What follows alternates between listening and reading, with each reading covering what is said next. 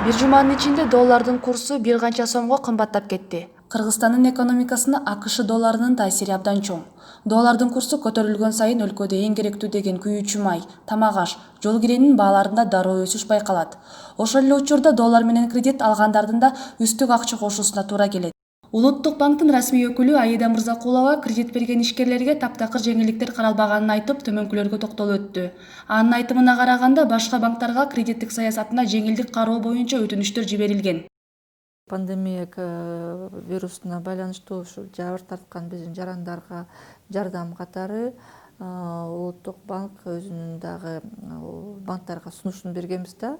18 мартта атайын чечим кабыл алганбыз. Мисалы, бул жалаң эле чет өлкө валютасында кредит алган жарандар эмес, жалпы кредит алган жарандарга кандайдыр бир кыйналган акча мүмкүнчүлүк бергиле. Анан мындай талап койгонбуз, кандайдыр бир төлөй албай калган болсо, өз убагында жанагы айып пулдарын, кредиттик эмелерин, баягы штрафтарды, пениларды төлөтпөстөн ошого акча албаш керек да.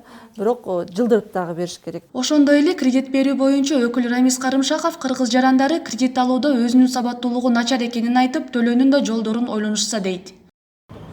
Финансылык билим өтө төмөн биздин элде. Ошондуктан элдер кредит алып атканда кредит алыштын эле жолун ойлошуп, анын төлөшү келгенде көптөгөн кредиттер төлөнбөй атат. Бул мен айтып кеткендей, максатсыз колдонуу, финансылык билимсиздиктин белгиси булчу.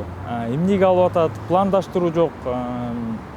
Максатсыз колдонуунун эсебинен айынан ушундай көп кредиттер азыр төлөнбөй проблемалуу кредит болуп жатат да. Доллардын көтөрүлүүсү тамак-ашка болгон бааны канча сомго көтөрдү, кандай таасир тийгизди? Базарды да аралап көрдүк. Доллардын өскөндө баарыбызга эле кыйын болуп атат азыр. Себеби баары жок товарлар кымбат, негизи жашоо эми азыр кыйын болуп атат. Ошо азыр доллар деген 80 сомго чыгып кеткенине байланыштуу көтөрүлүп атат немесичи, баасычы биз былтыркыдан караганда быйыл 20 сом кымбат алып, кайра 20 сом кымбат сатып атабыз да, ошондой эле да. Карантинден кийин эле салыштыргыла уже көтөрүлүп кетти бүт продукция. Мисалы үчүн 40 сомдук сахар мисалы үчүн азыр 50 сом болуп атат. Майлар болсо вообще 60 сомдук майлар азыр 100 сомго чыккан. Ушундай эле көтөрүлүп атат продукция. Биздики көтөргөн жокпуз, бирок булар өздөрү көтөрүлүп келди. Мурдагыдай навар жок. Ал элди карасаңар, элдер жок азыр.